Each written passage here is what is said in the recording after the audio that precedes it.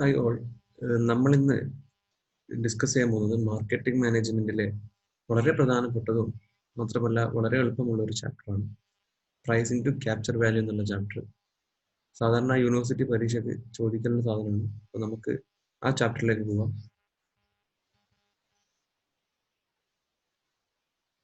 Pricing to capture value. ഈ ചാപ്റ്ററിനകത്ത് ഞാൻ നേരത്തെ പറഞ്ഞതുപോലെ തന്നെ വളരെ വലിയ പ്രശ്നങ്ങളൊന്നും കുഴപ്പങ്ങളൊന്നും ഇല്ലാത്ത ഒരു ചാപ്റ്ററാണ്. ഈ ചാപ്റ്ററിനകത്ത് നമുക്ക് പഠിക്കാനുള്ളത് മെയിനായിട്ട് ഈ 5 കാര്യങ്ങളാണ്. ഓക്കെ, ഇപ്പൊ ഡിസ്പ്ലേയിൽ വന്നിട്ടുള്ള 5 കാര്യങ്ങളാണ് നമുക്ക് മെയിൻ ആയിട്ട് പഠിക്കാനുള്ളത്. അതിൽ ഒന്നാമതാണ് പ്രൈസ്. എന്താണ് പ്രൈസ് എന്നുള്ളതാണ്. നമ്മൾ ചെറുപ്പം മുതലേ കേട്ട് വളർന്നിട്ടുള്ള ഒരു വാക്കാണ് ഈ പ്രൈസ് എന്നുള്ളത്. അതാണ് നമ്മൾ ആദ്യം പഠിക്കാൻ പോകുന്നത്. രണ്ടാമത് സ്റ്റെപ്പ് ഇൻ സെറ്റിംഗ് പ്രൈസ്. ഒരു പ്രൈസ് തീരുമാനിക്കുന്ന സമയത്ത് പെട്ടെന്ന് ഉണ്ടാകുന്ന ഒരു കാര്യമുള്ളത്. ഓക്കെ, അപ്പം അതിന് പല പല സ്റ്റെപ്പുകളുണ്ട്. ആ സ്റ്റെപ്പുകൾ ഏതൊക്കെയാണെന്നുള്ളതാണ് നമ്മൾ രണ്ടാമതായിട്ട് ഡിസ്കസ് ചെയ്യാൻ പോകുന്നത്. മൂന്നാമത് factors influencing pricing decision. Okay, നമ്മൾ പ്രൈസിങ് ഡിസിഷൻ എടുക്കുന്ന സമയത്ത് ഏതൊക്കെ ഫാക്ടേഴ്സ് ആണ് ഇൻഫ്ലുവൻസ് ചെയ്യുന്നത് എന്നുള്ളതാണ് മൂന്നാമതായിട്ട് നമ്മൾ നോക്കുന്നത്. നാലാമത് പ്രൈസിങ് പോളിസീസ്. പ്രൈസിങ് പോളിസീസിനെ കുറിച്ച് നമ്മൾ നാലാമത് ഡിസ്കസ് ചെയ്യും. അഞ്ചാമത് strategies of pricing new products. ഒരു പുതിയ പ്രൊഡക്റ്റിന് പ്രൈസിങ് ചെയ്യുന്ന സമയത്ത് ഏതൊക്കെ സ്ട്രാറ്റജീസ് നമ്മൾ നോക്കണം എന്നുള്ളതാണ് നമ്മൾ അഞ്ചാമത് പഠിക്കുന്നത്. ഓക്കെ, ഈ 5 കാര്യങ്ങൾ പഠിച്ചു കഴിഞ്ഞിട്ടുണ്ടെങ്കിൽ ഈ ചാപ്റ്റർ കംപ്ലീറ്റ് ആവും. അപ്പൊ നമുക്ക് ഒന്നാമത്തെ പോയിന്റ് ആയിട്ടുള്ള പ്രൈസിലേക്ക് പോകാം. പ്രൈസ്. ഓക്കെ, പ്രൈസ് എന്ന് പറഞ്ഞിട്ടുണ്ടെങ്കിൽ സിമ്പിൾ ആയിട്ട് പറയുകയാണെങ്കിൽ price is the amount paid by the seller paid by the buyer to the seller. Buyer സെല്ലറിന് എന്ത് കൊടുക്കുന്നു അതിനെയാണ് നമ്മൾ എന്താ പറയാ പ്രൈസ് എന്ന് പറയാം. പക്ഷെ അതിലൊരു ചെറിയൊരു വ്യത്യാസമുണ്ട്. അതായത് നമ്മൾ പണ്ട് ബാർട്ടർ സിസ്റ്റം ആയിരുന്നു. അതായത് ബയർ ചക്ക കൊടുക്കുമ്പോൾ സെല്ലർ എന്താകും, മറ്റേ ആൾ എന്താകും, മാങ്ങ കൊടുക്കും. ഓക്കെ, അവിടെ പ്രൈസ് എന്നുള്ളൊരു കോൺസെപ്റ്റ് ഇല്ല. ഓക്കെ, എന്തുകൊണ്ടല്ല എന്ന് പറയാൻ കാരണം രണ്ടാമത്തെ പോയിന്റ് നിങ്ങൾ നോക്കുക. Price is the exchange value of a product or service in terms of money. Okay, അതാണ് ഇമ്പോർട്ടന്റ് പോയിന്റ്. അതായത് നമുക്ക് ഇതൊരു എക്സ്ചേഞ്ച് വാല്യൂ ആണ്, പക്ഷെ അത് നമ്മൾ എന്തിൽ കൺവേർട്ട് ചെയ്യാൻ പറ്റണം, മണിറ്ററി വാല്യൂവിൽ പറയാൻ പറ്റണം. ഓക്കെ, അതിനെയാണ് നമ്മൾ എന്താ പറയാ പ്രൈസ് എന്ന് പറയും. ഓക്കെ, അപ്പൊ നമ്മളിപ്പോ 2 കാര്യങ്ങൾ പഠിച്ചു. പ്രൈസ് ബയറിന് സെല്ലറിന് കൊടുക്കുന്ന പൈസനെയാണ് നമ്മൾ പ്രൈസ് എന്ന് പറയാം പ്രൊഡക്റ്റിന് വേണ്ടിയിട്ട്. രണ്ടാമത്തെ കാര്യം അതൊരു മണിറ്ററി വാല്യൂ ഉണ്ടായിരിക്കണം. ഓക്കെ, പിന്നെ മൂന്നാമത്തെ കാര്യം price is different from its value ആണ്. അതായത് പ്രൈസ് വേറെ, വാല്യൂ എന്നുള്ള കോൺസെപ്റ്റ് വേറെ. ഓക്കെ, നമ്മൾ അതിലേക്കാണ് പോകുന്നത്. അക്കോർഡിംഗ് ടു വാറൻ ബഫറ്റ് പറയാണ് പ്രൈസും വാല്യൂവും തമ്മിൽ വ്യത്യാസമുണ്ട്. എന്താണ് വ്യത്യാസം? According to him, price is what you pay, value is what you get. Okay, നമ്മൾ എന്താണോ പേ ചെയ്യുന്നത് അതിനെയാണ് നമ്മൾ എന്താ പറയാ പ്രൈസ് എന്ന് പറയാം. എന്താണ് നമുക്ക് തിരിച്ചു കിട്ടുന്നത് അതിനെയാണ് വാല്യൂ എന്ന് പറയാം. ഫോർ എക്സാമ്പിൾ ഇവിടെ പറയുന്നത് tuition fee, college fee, hotel tariff, insurance premium. Okay, tuition fee ഒന്നാമതായിട്ട് നമുക്ക് എക്സാമ്പിൾ എടുക്കാം. അതായത് നമ്മൾ ഫീസ് അടക്കുന്ന സമയത്ത് ആ ഫീസിനെയാണ് നമ്മൾ പ്രൈസ് എന്ന് പറയാം. വാല്യൂ എന്ന് പറഞ്ഞിട്ടുണ്ടെങ്കിൽ നമുക്ക് ട്യൂഷൻ ക്ലാസ് കിട്ടുന്നുണ്ട്, അതിനെ കൊണ്ടാണ് നമ്മൾ ഫീസ് അടക്കുന്നത്. ട്യൂഷൻ ക്ലാസ്സിനെ നമ്മൾ വാല്യൂ എന്ന് പറയും, അതിന്റെ ഫീസിനെ നമ്മൾ പ്രൈസ് എന്ന് പറയും. ഓക്കെ, അപ്പൊ അതാണ് പ്രൈസിനെ കൊണ്ട് ഉദ്ദേശിക്കുന്നത്. ഇനി നമ്മൾ രണ്ടാമത്തെ പോയിന്റിലേക്ക്, നമ്മൾ നേരത്തെ പറഞ്ഞിട്ടുള്ള രണ്ടാമത്തെ പോയിന്റിലേക്ക് വരാം. Step in setting price. Price തീരുമാനിക്കുന്നത് ഒറ്റയടിക്കല്ല, കുറച്ച് സ്റ്റെപ്പുകളുണ്ട്. ഞാൻ നേരത്തെ പറഞ്ഞു. അത് ഏതൊക്കെയാണ് സ്റ്റെപ്പ് നോക്കാം. മെയിൻ ആയിട്ട് 7 സ്റ്റെപ്പുകളാണുള്ളത്. അതിൽ ഒന്നാമത് studying the target market. Okay, നമ്മൾ പ്രൈസ് ഫിക്സ് ചെയ്യുന്ന സമയത്ത് ഒന്നാമത്തെ step studying the target market. ഇവിടെ എന്താന്ന് പറഞ്ഞിട്ടുണ്ടെങ്കിൽ first the marketing manager has to study the nature of the target market. Without the knowledge of target market a marketing manager will not able to determine the price. Okay, അതായത് marketing manager ആണ് price fix ചെയ്യാൻ. Okay, ഇപ്പൊ നമ്മൾ ഏത് മാർക്കറ്റിലേക്കാണോ ഈ product ഇറക്കാൻ പോകുന്നത്, നമ്മുടെ ടാർഗറ്റ് മാർക്കറ്റ് ഏതാണോ ആ മാർക്കറ്റിനെ കുറിച്ച് നമുക്ക് നല്ല നോളജ് ഉണ്ടായിരിക്കണം. മാർക്കറ്റിനെ കുറിച്ച് നമ്മൾ തറോലി അറിഞ്ഞിരിക്കണം. അങ്ങനെയാണെങ്കിൽ മാത്രമാണ് നമുക്ക് എന്താക്കാൻ പറ്റുള്ളൂ, പ്രൈസ് ഫിക്സ് ചെയ്യാൻ പറ്റുള്ളൂ. അല്ലാതെ നമ്മൾ ഒറ്റയടിക്ക് ഒരു മാർക്കറ്റിൽ പോയിട്ട് നമുക്ക് തോന്നിയ പ്രൈസിൽ പ്രൊഡക്റ്റ് ഇറക്കുകയാണെങ്കിൽ ആ പ്രൊഡക്റ്റിന് ഒരിക്കലും ഡിമാൻഡ് എന്നുള്ള കോൺസെപ്റ്റ് ഉണ്ടാവും.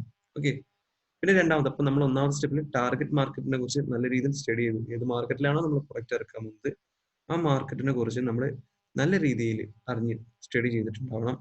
രണ്ടാമത്തെ സ്റ്റെപ്പ്, അങ്ങനെ സ്റ്റഡി ചെയ്തതിന് ശേഷം നമ്മൾ രണ്ടാമത്തെ സ്റ്റെപ്പിലേക്ക് പോകും. Selecting the pricing objectives. നമ്മൾ പ്രൈസിങ് ഒബ്ജക്റ്റീവ്സ് സെലക്ട് ചെയ്യും. അതായത് ചില കമ്പനീസിന് ഈ പ്രൈസ് ഫിക്സ് ചെയ്യുന്ന സമയത്ത് പല പല ഒബ്ജക്റ്റീവ്സ് ഉണ്ടാവും. മെയിനായിട്ട് കോമൺ ആയിട്ട് നമ്മുടെ എല്ലാ കമ്പനീസിന്റെ മെയിൻ ഒബ്ജക്റ്റീവ് എന്ന് പറഞ്ഞിട്ടുണ്ടെങ്കിൽ പ്രൈസ് ഫിക്സ് ചെയ്യുന്ന സമയത്ത് പ്രോഫിറ്റ് മേക്കിംഗ് ആയിരിക്കും. പ്രോഫിറ്റ് മേക്കിങ്ങിന് വേണ്ടിയിട്ടാണ് അധിക ടീംസും പ്രൈസ് ഫിക്സ് ചെയ്യുക. പക്ഷേ ചില കമ്പനീസ് എന്ന് പറഞ്ഞിട്ടുണ്ടെങ്കിൽ സർവീസ് ആയിരിക്കും അത്.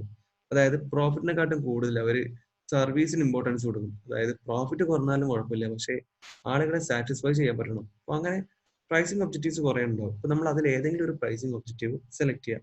ഒന്നാമത്തെ സ്റ്റെപ്പിൽ നമ്മൾ ടാർഗറ്റ് മാർക്കറ്റ് സെലക്ട് ചെയ്തു. രണ്ടാമത്തെ സ്റ്റെപ്പിൽ നമ്മൾ പ്രൈസിങ് ഒബ്ജക്റ്റീവ് ഫിക്സ് ചെയ്തു. മൂന്നാമത്തെ ഡിറ്റർമിനിങ് ഡിമാൻഡ് ആണ്.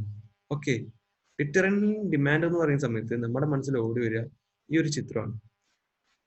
ഓക്കെ, നമ്മൾ പഠിച്ചിട്ടുണ്ട് പ്രൈസും ഡിമാൻഡും തമ്മിൽ ഇന്റർ റിലേറ്റഡ് ആണ്. അതായത് പ്രൈസ് കൂടുന്ന സമയത്ത് ഡിമാൻഡ് കുറയും, പ്രൈസ് കുറയുന്ന സമയത്ത് ഡിമാൻഡ് കൂടും. ഓക്കെ, അപ്പൊ നമ്മൾ ഇവിടെ ഡിറ്റർമിൻ നമുക്ക് എത്രത്തോളം ഡിമാൻഡ് വേണം, നമ്മുടെ പ്രൊഡക്റ്റിന് എത്രത്തോളം ഡിമാൻഡ് വേണം എന്നുള്ളത് നമ്മൾ ഈ സ്റ്റെപ്പിൽ, മൂന്നാമത്തെ സ്റ്റെപ്പിൽ ഡിറ്റർമിൻ ചെയ്യും. ഡിമാൻഡ് നല്ലോണം വേണമെന്നുണ്ടെങ്കിൽ നമ്മൾ എന്താക്കേണ്ടി വരും, അതിനനുസരിച്ചിട്ട് പ്രൈസ് കുറയ്ക്കേണ്ടി വരും. ഓക്കെ, അങ്ങനെ നമ്മൾ ആദ്യത്തെ 3 സ്റ്റെപ്പും കംപ്ലീറ്റ് ആയിട്ട് നേരെ 4ാം സ്റ്റെപ്പിൽ പോകും, എസ്റ്റിമേറ്റിംഗ് കോസ്റ്റ്. ഓക്കെ, നമ്മൾ പ്രൈസ് മെയിൻ ആയിട്ട് തീരുമാനിക്കുക നമ്മുടെ ചെലവുമായിട്ട് ബന്ധപ്പെട്ടിട്ടാണ്, കോസ്റ്റുമായിട്ട് ബന്ധപ്പെട്ടിട്ടാണ്.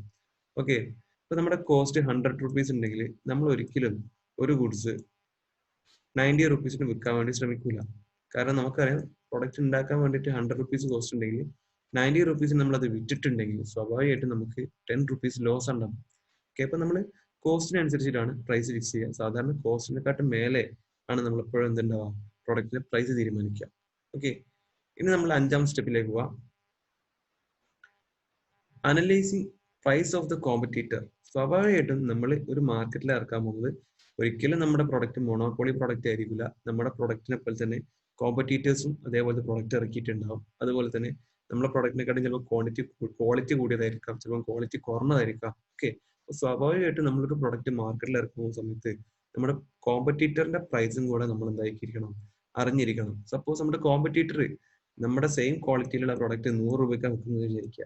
ഓക്കെ, നമ്മൾ ആ മാർക്കറ്റിൽ പോയിട്ട് 200 രൂപയ്ക്ക് പ്രൊഡക്റ്റ് വിൽക്കാൻ പോയിട്ടുണ്ടെങ്കിൽ സ്വാഭാവികമായിട്ടും എല്ലാ ആളുകളും ഏത് പ്രൊഡക്റ്റാ വാങ്ങുള്ളൂ, നമ്മുടെ കോമ്പറ്റീറ്ററിന്റെ 100 രൂപയുടെ പ്രൊഡക്റ്റേ വാങ്ങുള്ളൂ, നമ്മുടെ പ്രൊഡക്റ്റ് വാങ്ങൂല. അപ്പൊ സ്വാഭാവികമായിട്ടും നമ്മൾ എന്താക്കണം, പ്രൊഡക്റ്റിന് നമ്മുടെ കോമ്പറ്റീറ്ററിന്റെ പ്രൈസും കൂടെ അറിഞ്ഞിരിക്കണം. ഓക്കെ, ഇനി 6ാമത്തതാണ് selecting the pricing method. Okay, ഈ സെലക്ടിങ് ദ പ്രൈസിങ് മെത്തേഡ് നമുക്ക് കുറച്ച് കഴിഞ്ഞിട്ട് പഠിക്കാനുണ്ടെങ്കിലും ഞാൻ ജസ്റ്റ് ഒന്ന് പറഞ്ഞിടാം. അതായത് കുറെ പ്രൈസിങ് തീരുമാനിക്കുന്ന കുറെ മെത്തേഡ്സ് ഉണ്ട്. Skimming price policy, penetrationing price policy, cost plus pricing method എന്നൊക്കെ പറഞ്ഞിട്ട് കുറെ മെത്തേഡുകളുണ്ട്. അപ്പൊ അതിൽ ഏതെങ്കിലും ഒരു അപ്രോപ്രിയേറ്റ് ആയിട്ടുള്ള പ്രൈസിങ് മെത്തേഡ് നമ്മൾ എന്താക്കണം, ചൂസ് ചെയ്യണം. ഓക്കെ, പിന്നെ ഏറ്റവും ലാസ്റ്റ് സ്റ്റെപ്പാണ് setting the final price. Okay, അങ്ങനെ 6 സ്റ്റെപ്പും കഴിഞ്ഞതിന് ശേഷം നമ്മൾ പ്രൈസിങ് മെത്തേഡ് വരെ ചൂസ് ചെയ്ത് കഴിഞ്ഞിട്ടുണ്ടാവും. അപ്പൊ നമ്മൾ ലാസ്റ്റ് എന്താക്കണം, ഫൈനൽ പ്രൈസ് തീരുമാനിക്കണം. ഓക്കെ, ഫൈനൽ പ്രൈസ് തീരുമാനിക്കണം. ഫൈനൽ പ്രൈസ് എന്ന് പറഞ്ഞിട്ടുണ്ടെങ്കിൽ ഇതായിരിക്കും നമുക്ക് കസ്റ്റമറിന്റെ അടുത്ത് നിന്ന് തിരിച്ചു കിട്ടുന്ന പ്രൈസ് ആണ് നമുക്ക് ഫൈനൽ പ്രൈസ് എന്ന് പറഞ്ഞിട്ടുണ്ടെങ്കിൽ. ഓക്കെ, ഈ സ്റ്റെപ്പ് 7 സ്റ്റെപ്പും ധാരണയിൽ ഉണ്ടാവും വിചാരിക്കുന്നു. ഓക്കെ, നമുക്കൊന്ന് ജസ്റ്റ് നോക്കാം. സ്റ്റെപ്പിംഗ്, സെറ്റിംഗ് പ്രൈസ്, ഒന്ന് സ്റ്റഡിയിങ് ദ ടാർഗറ്റ് മാർക്കറ്റ്, 1ാം സ്റ്റെപ്പ്. രണ്ടാമത്തത് സെലക്ടിങ് ദ പ്രൈസിങ് ഒബ്ജക്റ്റീവ്സ്. മൂന്നാമത്തത് determining demand. 4 estimating cost. 5 analysing price of competitors. 6 selecting the pricing method. And last one setting the final price. Okay, അപ്പൊ നമ്മളിപ്പോ 2 പഠിച്ചു കഴിഞ്ഞു. 5 ഈ ചാപ്റ്ററിൽ 5 കാര്യങ്ങളാണ് പഠിക്കാനുള്ളതെന്ന് പറഞ്ഞു. 2 നമ്മൾ കഴിഞ്ഞു. പ്രൈസ് എന്താന്ന് പറഞ്ഞു, സെലക്ടിങ് പ്രൈസും പറഞ്ഞു. ഓക്കെ, ഇനി നമ്മൾ അതിൽ മെയിൻ 3ാമത്തെ പോയിന്റ് ആണ് പഠിക്കാൻ പോകുന്നത്, ഫാക്ടേഴ്സ് ഇൻഫ്ലുവൻസിങ് പ്രൈസിങ് ഡിസിഷൻസ്. നമ്മൾ പ്രൈസിങ് ഡിസിഷൻ എടുക്കുന്ന സമയത്ത് ഏതൊക്കെ ഫാക്ടേഴ്സ് ആണ് അതിനെ എഫക്ട് ചെയ്യുക എന്നുള്ളതാണ്. മെയിൻ ആയിട്ട് 2 ഫാക്ടേഴ്സ് ആണുള്ളത്, ഇന്റേണൽ ഫാക്ടേഴ്സും എക്സ്റ്റേണൽ ഫാക്ടേഴ്സും. നമുക്ക് ഒറ്റയടിക്ക് തന്നെ ഈ ഇന്റേണൽ ഫാക്ടേഴ്സ് കണ്ടാലും എക്സ്റ്റേണൽ ഫാക്ടേഴ്സ് കണ്ടിട്ടുണ്ടെങ്കിലും നമ്മുടെ മനസ്സിൽ പെട്ടെന്ന് ഓടി വരുന്ന ഒരു കാര്യമുണ്ട്. ഇന്റേണൽ ഫാക്ടേഴ്സ് പറഞ്ഞിട്ടുണ്ടെങ്കിൽ വിത്തിൻ ദ ഓർഗനൈസേഷൻ ആയിരിക്കും, എക്സ്റ്റേണൽ ഫാക്ടേഴ്സ് പറഞ്ഞിട്ടുണ്ടെങ്കിൽ ഔട്ട്സൈഡ് ദ ഓർഗനൈസേഷൻ ആയിരിക്കും. അത് കറക്റ്റ് ആണ്. നമുക്ക് എന്താണെന്ന് നോക്കാം. Internal factors. Internal factors are those factors lie within the control of the organizations. Lie within the control of the organization. ഇതാണ് നമ്മൾ നേരത്തെ പറഞ്ഞിട്ടുള്ളത്. ഇത് എപ്പോഴും ഓർഗനൈസേഷന്റെ കൺട്രോളിലായിരിക്കും. അതായത് ഓർഗനൈസേഷൻ എപ്പോൾ വേണമെങ്കിലും അത് ചേഞ്ച് ചെയ്യാൻ പറ്റും. These factors are controllable. Okay, അതിന്റെ മെയിൻ ആയിട്ടുള്ള ഇന്റേണൽ ഫാക്ടേഴ്സ് ആണ് കോസ്റ്റ്, പ്രൊഡക്റ്റിന്റെ cost, objectives, organisational factors, market mix, product differentiation, product life cycle. ഇത്രയും കാര്യങ്ങളാണ് നമ്മൾ ഇന്റേണൽ ഫാക്ടേഴ്സിലേക്ക് വരുന്നത്. ഇനി നമുക്ക് നേരെ എക്സ്റ്റേണൽ ഫാക്ടേഴ്സിലേക്ക് പോവാം. ഓക്കെ, എക്സ്റ്റേണൽ ഫാക്ടേഴ്സ് നമ്മൾ നേരത്തെ പറഞ്ഞിട്ടുണ്ട്, internal factors within the control ആണെങ്കിൽ external factors എന്തായിരിക്കും, beyond the control ആയിരിക്കും. The external factors are those factors which are beyond the control of an organization. ഓർഗനൈസേഷന്റെ കൺട്രോളിന് പരിമിതി ഉണ്ടായിരിക്കും. ഇത് കാരണം ഓർഗനൈസേഷൻ അൺകൺട്രോളബിൾ ആയിരിക്കും ഈ എക്സ്റ്റേണൽ ഫാക്ടേഴ്സ് പറഞ്ഞിട്ടുണ്ടെങ്കിൽ. അതിൽ മെയിൻ ആയിട്ടുള്ള എക്സ്റ്റേണൽ ഫാക്ടേഴ്സ് ആണ് ഒന്നാമത് ഡിമാൻഡ് ഒരിക്കലും ആര് കൺട്രോൾ ചെയ്യാൻ പറ്റില്ല, ഓർഗനൈസേഷന് കൺട്രോൾ ചെയ്യാൻ പറ്റില്ല. ഓക്കെ, രണ്ടാമത് കോമ്പറ്റീഷൻ. ഈ കോമ്പറ്റീഷനും ഓർഗനൈസേഷന് കൺട്രോൾ ചെയ്യാൻ പറ്റില്ല. കാരണം ഏത് സമയം വേണമെങ്കിലും കോമ്പറ്റീറ്റർ എൻ്റർ ചെയ്യാം, കോമ്പറ്റീറ്റർക്ക് എന്ത് സ്ട്രാറ്റജീസ് വേണമെങ്കിലും എടുക്കാം. ഓക്കെ, അതൊന്നും നമ്മുടെ ഓർഗനൈസേഷൻ എന്താക്കാൻ പറ്റില്ല, കൺട്രോൾ ചെയ്യാൻ പറ്റില്ല. പിന്നെ distribution channels, general economic conditions, പിന്നെ ഗവൺമെന്റ് പോളിസി, ഇത്തരം കാര്യങ്ങളൊന്നും നമ്മുടെ ഓർഗനൈസേഷന്റെ കൺട്രോളിൽ വരില്ല. ഓക്കെ, അപ്പൊ അതിനെ കൊണ്ട് തന്നെ നമ്മൾ ഇതിനെയൊക്കെ നമ്മൾ എന്താക്കിയിട്ടുണ്ട്, എക്സ്റ്റേണൽ ഫാക്ടേഴ്സ് എന്നുള്ള കാറ്റഗറീസിലാണ് നമ്മൾ എന്താക്കിയിട്ടുള്ളത്, ഉൾപ്പെടുത്തിയിട്ടുള്ളത്. ഓക്കെ, അപ്പൊ നമ്മൾ ഫാക്ടേഴ്സ് ഇൻഫ്ലുവൻസിങ് പ്രൈസിംഗ് ഡിസിഷൻ രണ്ടെണ്ണം ഉണ്ട്, ഒന്ന് ഇന്റേണൽ ഫാക്ടേഴ്സും ഒന്ന് എക്സ്റ്റേണൽ ഫാക്ടേഴ്സും. ഓക്കെ, ഇതാണ് അതിന്റെ ജസ്റ്റ് ഒരു ചിത്രം. നമ്മൾ സാധാരണ യൂണിവേഴ്സിറ്റി എക്സാമിനൊക്കെ പഠിക്കുന്ന സമയത്ത് ഈ നമുക്ക് പൊതുവായിട്ട് ഒരു കോൺസെപ്റ്റ് ഉണ്ട്, ഇത്തരം ചിത്രങ്ങളൊക്കെ നമ്മൾ ആൻസർ പേപ്പറിൽ വരച്ചു വെക്കുകയാണെങ്കിൽ കുറച്ച് മാർക്ക് അധികം കിട്ടുന്നുള്ളത്. ഓക്കെ, മാർക്ക് അധികം കിട്ടുമെന്ന് വെച്ചിട്ടുണ്ടെങ്കിൽ ചിലപ്പോൾ കിട്ടും, ചിലപ്പോൾ കിട്ടാതിരിക്കാം. പക്ഷേ ഇങ്ങനെയുള്ള കാര്യങ്ങളൊക്കെ നമ്മൾ വരയ്ക്കുകയാണെങ്കിൽ ഇതൊരു അട്രാക്റ്റീവ് ആയിരിക്കും. അതായത് പേപ്പർ നോക്കുന്നത് ആരാണെങ്കിലും അയാൾക്കൊരു അട്രാക്ഷൻ തോന്നും നിങ്ങളുടെ പേപ്പറിലേക്ക്. ഓക്കെ, അത് ചിലപ്പോൾ നിങ്ങൾക്ക് സ്കോർ ചെയ്യാനുള്ള ഒരു സാധ്യതയായിരിക്കും. ഇപ്പൊ നിങ്ങൾ ഈ ചിത്രം കൂടെ ഒന്ന് മനസ്സിലോർത്തുക. ഇതൊക്കെ ഇന്റേണൽ ഫാക്ടേഴ്സ് ആണ് പ്രൈസിംഗ് ഡിസിഷനെ ബാധിക്കുന്നത്, ഇതൊക്കെ എക്സ്റ്റേണൽ ഫാക്ടേഴ്സ് ആണ് പ്രൈസിംഗ് ഡിസിഷനെ ബാധിക്കുന്നത്. ഓക്കെ, അപ്പോൾ നമ്മുടെ മെയിൻ ആയിട്ടുള്ള 3 കാര്യങ്ങൾ പഠിച്ചു. ഇനി നമ്മൾ 4ാമത്തെ കാര്യങ്ങളിലേക്ക് പോവാണ്. Okay, pricing policies. Pricing policies ആണ് നമ്മൾ 4ാമതായിട്ട് ഡിസ്കസ് ചെയ്യാൻ പോകുന്നത്. നമ്മൾ ആദ്യത്തേതിൽ നമ്മൾ പഠിച്ചു എന്താണ് പ്രൈസ് എന്നുള്ള പഠിച്ചു. രണ്ടാമത്തേത് നമ്മൾ പഠിച്ചു ഏതൊക്കെയാണ് ഫാക്ടേഴ്സ് ഇൻഫ്ലുവൻസിങ് പ്രൈസ് എന്ന് പഠിച്ചു. പിന്നെ മൂന്നാമത്തെ പഠിച്ചു നമ്മൾ സ്റ്റെപ്പ് ഇൻ പ്രൈസിങ് പഠിച്ചു. ഓക്കെ, ഇപ്പൊ 4ാമത്തെ പറയാണ് പ്രൈസിംഗ് പോളിസീസ്. പ്രൈസിംഗ് പോളിസി എന്ന് പറഞ്ഞിട്ടുണ്ടെങ്കിൽ ശ്രദ്ധിച്ചോളൂ, setting the price is and complex problem. നമുക്ക് എല്ലാവർക്കും അറിയാം പ്രൈസ് തീരുമാനിക്കുന്നതാണ് ഏറ്റവും വലിയൊരു പ്രോബ്ലം എന്ന് പറയുന്നത്. കാരണം if the price is too high the seller may thrown out the market. നമുക്കറിയാം പ്രൈസ് വളരെ കൂടുതലാണെങ്കിൽ സ്വാഭാവികമായിട്ടും നമ്മുടെ പ്രൊഡക്റ്റ് വിറ്റ് പോകില്ല. അതുകൊണ്ട് തന്നെ നമ്മൾ മാർക്കറ്റിൽ നിന്ന് ഔട്ടായി പോകും. ഞാനിപ്പോ ഒരു പ്രൊഡക്റ്റ് നാട്ടില് 5 രൂപക്ക് അവൈലബിൾ ആകുന്ന ഒരു പ്രൊഡക്റ്റ്, സെയിം പ്രൊഡക്റ്റ് ഞാൻ ഒരു 50 രൂപയ്ക്ക് നമ്മുടെ നാട്ടിലേക്ക് കൊണ്ടുവരാണെങ്കിൽ സ്വാഭാവികമായിട്ടും ഞാൻ മാർക്കറ്റിൽ നിന്ന് ഔട്ടായി പോകും. കാരണം 5 രൂപയ്ക്ക് അത് അവൈലബിൾ ആകുന്നത് കൊണ്ട് തന്നെ ആരും തന്നെ എന്റെ പ്രൊഡക്റ്റ് വാങ്ങാൻ വേണ്ടിയിട്ട് തീരുമാനിക്കില്ല.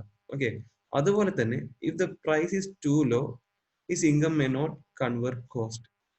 ഞാൻ പറഞ്ഞു നമ്മുടെ നാട്ടിൽ 5 രൂപയ്ക്ക് പ്രൊഡക്റ്റ് ഉണ്ടെന്ന് പറഞ്ഞു.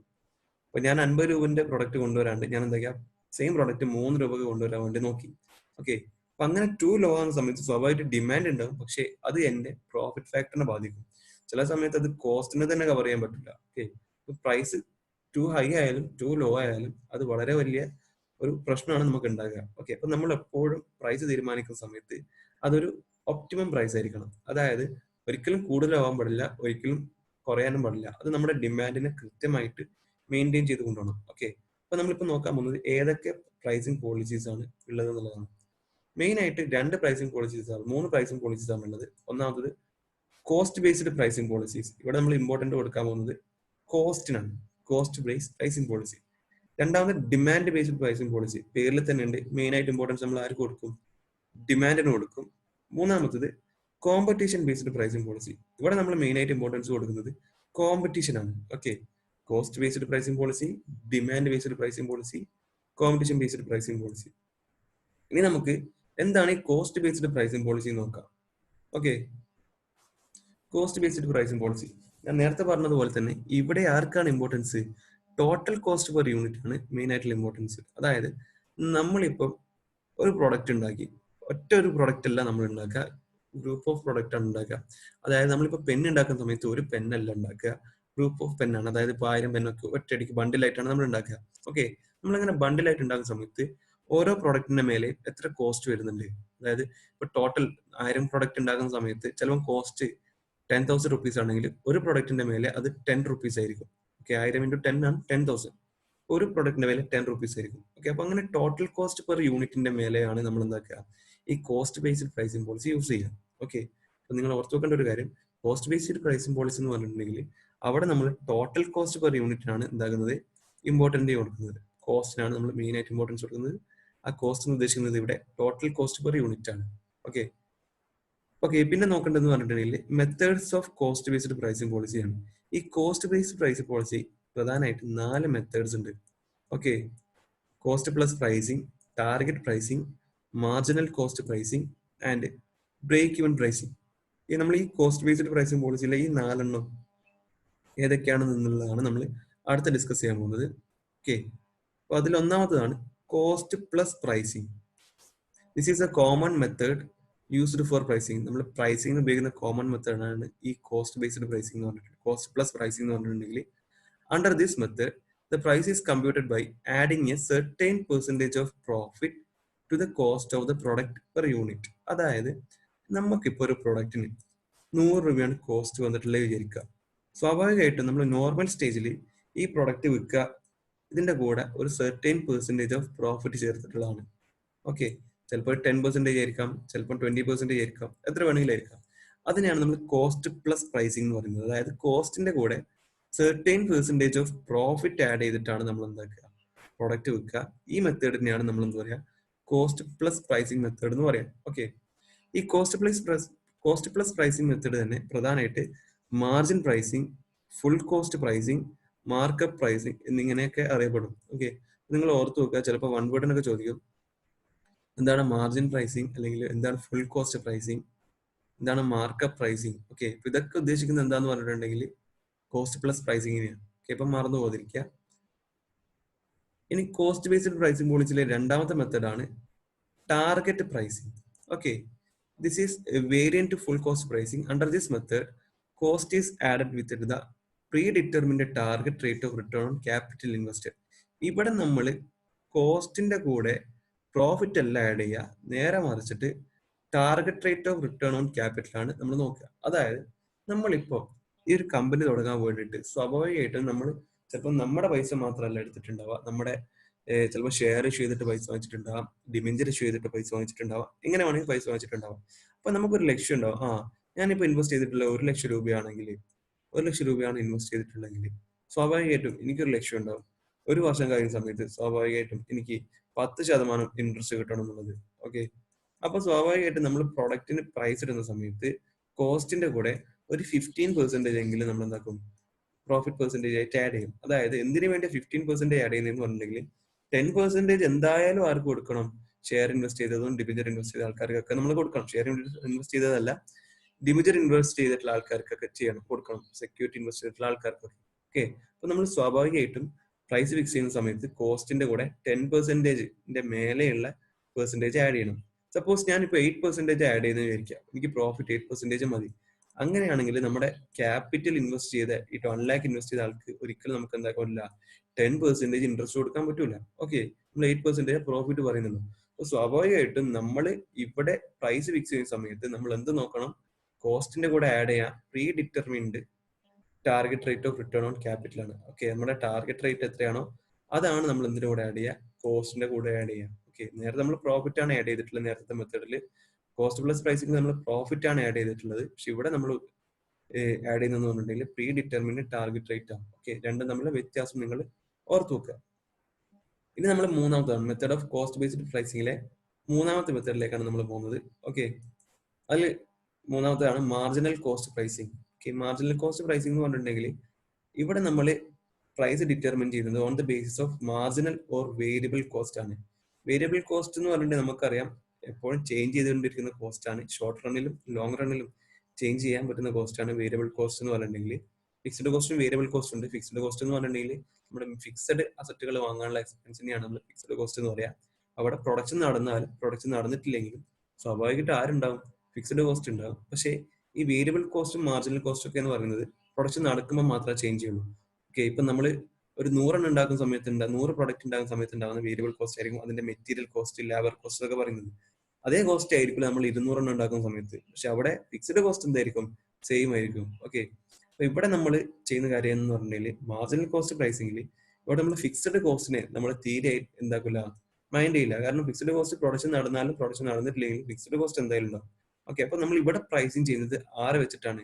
ഈ വേരിയബിൾ കോസ്റ്റിനെ വെച്ചിട്ടാണ് നമ്മൾ എന്താക്കുക, പ്രൈസിങ് ചെയ്യുക. ഓക്കെ, അപ്പൊ 3 മെത്തേഡ് നിങ്ങൾ ഓർത്ത് വെക്കുക. ഇനി 4ാമത്തെ മെത്തേഡാണ് കോസ്റ്റ് ബേസ്ഡ് പ്രൈസിംഗ് പോളിസിയിലെ 4ാമത്തെ മെത്തേഡാണ് break even pricing. Okay, break even pricing, break even നമുക്ക് വളരെ ഫെമിലിയർ ആയിട്ടുള്ള ടേമാണ് ബ്രേക്ക് ഇവൻ പ്രൈസിംഗ്. പ്രൈസും കോസ്റ്റും ഇൻകം ഈക്വൽ ആകുന്ന പോയിന്റിനെയാണ് നമ്മൾ എന്ത് പറയുക, ബ്രേക്ക് ഇവൻ പോയിന്റ് എന്ന് പറയുക. ഓക്കെ, അതായത് സെയിൽസും കോസ്റ്റും ഈക്വൽ ആകുന്ന പോയിന്റാണ് ബ്രേക്ക് ഇവൻ പോയിന്റ്. അപ്പൊ അവിടെ ബ്രേക്ക് ഇവൻ പോയിന്റ് ഒരു പ്രത്യേകത ഉണ്ട്. അതായത് അവിടെ എന്തുണ്ടാവില്ല, പ്രോഫിറ്റും ഉണ്ടാവില്ല, ലോസും ഉണ്ടാവില്ല. കാരണം പ്രോഫിറ്റും ലോസും തുല്യമാകുന്ന ഒരു സിറ്റുവേഷനെയാണ് നമ്മൾ എന്ത് പറയാ, ബ്രേക്ക് വൺ പ്രൈസിംഗ് എന്ന് പറയാ. സ്വാഭാവികമായിട്ടും നമ്മൾ ബ്രേക്ക് വൺ എന്ന് പറയാ, സ്വാഭാവികമായിട്ടും നമ്മൾ പ്രൈസ് ഫിക്സ് ചെയ്യുന്ന സമയത്ത് ബ്രേക്ക് വണ്ണിന്റെ മേലെയാണ് നമ്മൾ പ്രൈസ് ഫിക്സ് ചെയ്യുക. അതായത് കോസ്റ്റ് കുറവും സെയിൽസ് കൂടിയ സിറ്റുവേഷൻ. ഓക്കെ, ഇവിടെ ഇപ്പം ബ്രേക്ക് വൺ പ്രൈസ് 100 ആണ് വിചാരിക്കുക.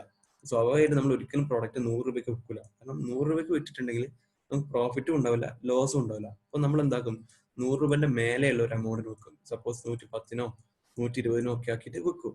ഓക്കെ, ബ്രേക്ക് വൺ പ്രൈസ് എന്ന് പറഞ്ഞിട്ടുണ്ടെങ്കിൽ നമ്മൾ അവിടെ ബ്രേക്ക് വൺ പോയിന്റ് കണ്ടുപിടിക്കും. എന്നിട്ട് നമ്മൾ പ്രൊഡക്റ്റ് എന്താക്കും, ബ്രേക്ക് വൺ പ്രൈസിനെക്കാട്ടും കൂടുതലാക്കിയിട്ട് വിൽക്കും.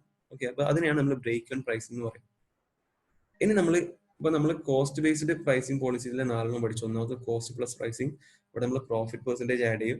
രണ്ടാമത്തത് ടാർഗറ്റ് പ്രൈസിംഗ്, ഇവിടെ നമ്മൾ ടാർഗറ്റ് റേറ്റ് ആണ് നമ്മൾ എന്താക്കുക, കോസ്റ്റിന്റെ കൂടെ ആഡ് ചെയ്യുക. മൂന്നാമത് മാർജിനൽ കോസ്റ്റ്, ഇവിടെ നമ്മൾ ഫിക്സഡ് കോസ്റ്റ് എക്സ്ക്ലൂഡ് ചെയ്തിട്ട് മാർജിനൽ വേരിയബിൾ കോസ്റ്റിന്റെ അടിസ്ഥാനത്തിലാണ് നമ്മൾ എന്താക്കുക, പ്രൈസ് ഫിക്സ് ചെയ്യുക. നാലാമത് ബ്രേക്ക് വൺ പ്രൈസിംഗ് ആണ്. ബ്രേക്ക് വൺ പ്രൈസിംഗ് എന്ന് പറഞ്ഞിട്ടുണ്ടെങ്കിൽ നമ്മൾ ബ്രേക്ക് വൺ പോയിന്റ് ഫിക്സ് ചെയ്യും.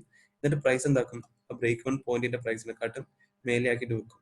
ഓക്കെ, ഇനി നമ്മൾ ഡിമാൻഡ് ബേസ്ഡ് പ്രൈസിംഗ് പോളിസിയാണ് നോക്കാൻ വന്നത്. ഇവിടെ നമ്മൾ നേരത്തെ കോസ്റ്റ് ബേസ്ഡ് പ്രൈസിംഗ് പോളിസി പറയുന്ന സമയത്ത് അവിടെ പറഞ്ഞു കോസ്റ്റിനാണ് ഇമ്പോർട്ടന്റ് എന്ന് പറഞ്ഞു. അപ്പോൾ അതേപോലെ തന്നെ ഇവിടെ നമ്മൾ ഇമ്പോർട്ടൻസ് കൊടുക്കുന്നത് ഡിമാൻഡിനാണ്. ഓക്കെ, ഡിമാൻഡ് എന്താണെന്നൊക്കെ നമുക്കറിയാം. ഡിമാൻഡ് ഡിസയർ ആണ്, വില്ലിങ്നെസ് ആണ്, എബിലിറ്റി ആണെന്നൊക്കെ നമുക്കറിയാം. അതിലേക്കൊന്നും പോകുന്നില്ല. നമുക്ക് പ്രധാനമായിട്ട് അറിയുന്ന ഒരു കാര്യമുണ്ട്. ഡിമാൻഡ് എന്ന് പറഞ്ഞിട്ടുണ്ടെങ്കിൽ പ്രൈസ് കൂടുമ്പോൾ എന്ത് കുറയും, ഡിമാൻഡ് കുറയും. പ്രൈസ് കുറയുമ്പോൾ ഡിമാൻഡ് കൂടും. ഈ കോൺസെപ്റ്റ് മാത്രം നമുക്കറിയാം. ഓക്കെ, ഡിമാൻഡ് ഫിക്സ് ചെയ്യുക കസ്റ്റമറിന്റെ പ്രിഫറൻസ് ആണ് മെയിൻ ആയിട്ട് ഡിമാൻഡിനെ ബാധിക്കുന്ന ഒരു കാര്യം. ഓക്കെ, അപ്പൊ demand based pricing policy main ആയിട്ട് 2 ഉള്ളത്. ഡിഫറൻഷ്യൽ പ്രൈസിംഗും രണ്ടാമത് പ്രീമിയം പ്രൈസിംഗും. ഈ ഡിഫറൻഷ്യൽ പ്രൈസിംഗും പ്രീമിയം പ്രൈസിംഗും എന്താണെന്ന് നമുക്ക് ജസ്റ്റ് ഒന്ന് നോക്കാം. ഒന്നാമത് differential pricing. Under this method same product is sold at different prices to different customer. അതാണ് പറയുന്നത് ഡിഫറൻഷ്യൽ. പേരിൽ തന്നെ ഡിഫറൻഷ്യൽ. ഓക്കെ, ചില ആൾക്കാരെ വ്യത്യസ്തമായിട്ട് കാണുന്നു എന്നാണ് ഉദ്ദേശിക്കുന്നത്. ഓക്കെ, ഇവിടെ പറയുന്നത് same product is sold at different prices to different customers. ഓരോ കസ്റ്റമേഴ്സിനും സെയിം പ്രോഡക്റ്റ് ഡിഫറെന്റ് പ്രൈസസിലാണ് കൊടുക്കുന്നത്. അതെങ്ങനെയാണ് സാധിക്കുന്നത് നോക്കോ. നമ്മളിപ്പോ cinema theatre, okay, cinema theatre തന്നെ എ ക്ലാസ് ബി ക്ലാസ് തന്നെ ഒരു തിയേറ്ററിന്റെ ഉള്ളിൽ തന്നെ വ്യത്യസ്ത സീറ്റിംഗ് അറേഞ്ച്മെന്റ്സ് ഉണ്ടാവും അല്ലെ. ബാൽക്കണി ഉണ്ടാവും, അതുപോലെ തന്നെ റേറ്റ് കുറഞ്ഞിട്ടുള്ള ക്ലാസ്സുകളും ഉണ്ടാവും. ഓക്കെ, ഇവിടെ സെയിം കസ്റ്റമറിന് തന്നെ സെയിം പ്രൊഡക്റ്റ് ആണ്. അതായത് ഒരേ സിനിമയാണ്. ഇപ്പൊ നമ്മളൊരു സിനിമ കാണാൻ പോയി, CID മൂസ കാണാൻ പോയിട്ടുണ്ട് വിചാരിക്കുക. ഈ CID മൂസ കാണാൻ പോകുന്ന സമയത്ത് എല്ലാവരും കാണാൻ പോകുന്നത് CID മൂസ കാണാൻ വേണ്ടിയിട്ടാണ്. പക്ഷേ അവിടെ എല്ലാ ആൾക്കാരുടെ നിന്നും ഡിഫറെന്റ് പ്രൈസ് വാങ്ങും. എല്ലാ ആൾക്കാരുടെ മീൻസ് ചില ഗ്രൂപ്പ് ഓഫ് ആൾക്കാരുടെ നമ്മൾ ഡിഫറെന്റ് പ്രൈസ് വാങ്ങും. അത് ബേസ്ഡ് ഓൺ എന്താണ്, അവിടെ സീറ്റിംഗ് അറേഞ്ച്മെന്റ്. അതാണ് ഇവിടെ ഉദ്ദേശിക്കുന്നത് ഡിഫറൻഷ്യൽ പ്രൈസ് കൊണ്ട്. അതായത് സെയിം പ്രോഡക്റ്റ് തന്നെ ഡിഫറെന്റ് പ്രൈസിൽ നമ്മൾ എന്താക്കും, ഡിഫറെന്റ് കസ്റ്റമേഴ്സിന് വേണ്ടിയിട്ട് സെയിൽ ചെയ്യും. ഓക്കെ, അപ്പൊ അത് ഓർത്ത് നോക്കുക ഡിഫറൻഷ്യൽ പ്രൈസിംഗ് എന്താണെന്നുള്ളത്. ഇനി നമ്മൾ അടുത്ത് പോകുന്നത് പ്രീമിയം പ്രൈസിംഗ് ആണ്. പ്രീമിയം പ്രൈസ് ഉദ്ദേശിക്കുന്നത് എന്താന്ന് പറഞ്ഞിട്ടുണ്ടെങ്കിൽ premium it is a phenomenon of 1990s. 1990-ലാണ് പ്രീമിയം പ്രൈസിംഗ് എന്നുള്ള കോൺസെപ്റ്റ് വന്നിട്ടുള്ളത്.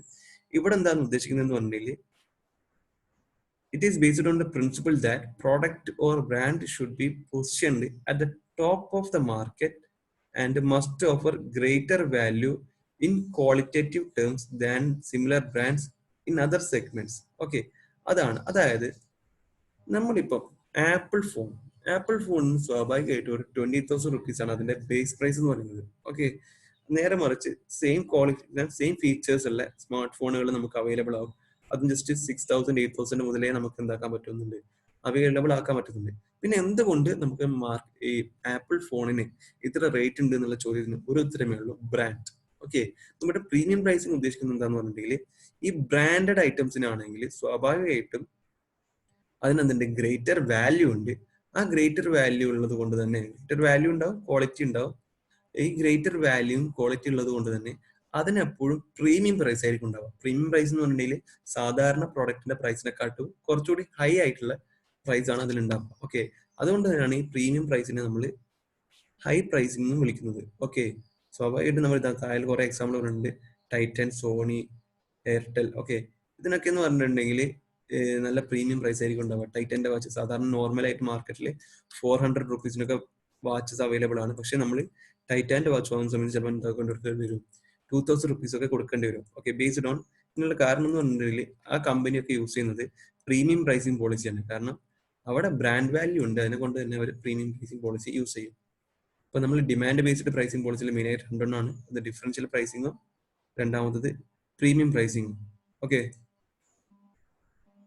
ഇനി നമ്മൾ അടുത്തതിലേക്ക് പോവാം, competition based pricing policy. Okay,